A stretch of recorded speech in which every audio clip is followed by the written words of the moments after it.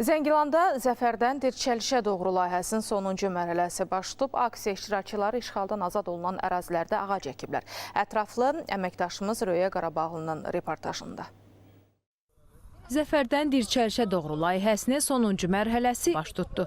Ulu Öndər Heydər Əliyevin 100 illik yubileyi münasibəti ilə keçirilən layihə çərçivəsində 3 hektar ərazidə ağac əkildi. Qarabağı birlikdə daha gözəl yaşıllığa çevirək. Zəfərdən Dirçəlişə doğru aksiyası çərçivəsində artıq Zəngilan şəhərində 30 mindən çox ağac əkilib. Qeyd edək ki, bu yaşıllıq, ekoloji yenilənmə prosesi bütün rayonlarımızda davam etdiriləcək.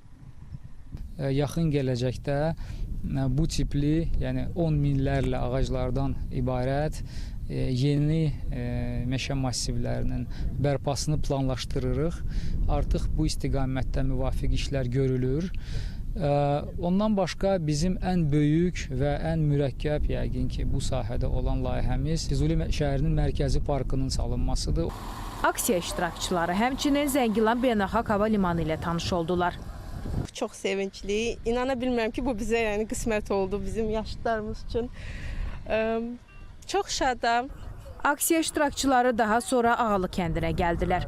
Kənddə aparılan yenidən qurma işləri ilə bağlı onlara məlumat verildi. Röya Qarabağlı, Qəhrəman Məmmədov, Rüstəm Mikayılzadə, Nigar Etibar, ASTV xəbər.